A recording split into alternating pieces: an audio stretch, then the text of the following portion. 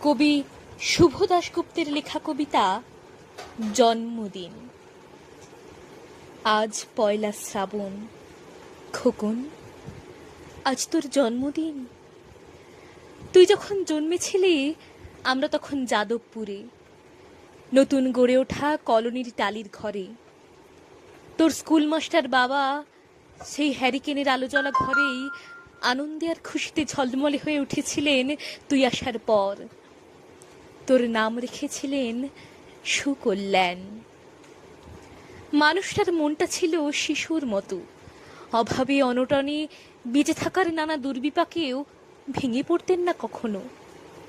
সকলের ভালো চাইতেন মন থেকে, বলতেন দেখো একদিন এই দেশের মানুষ ঠিক খুঁজে পাবে মুক্তির পথ।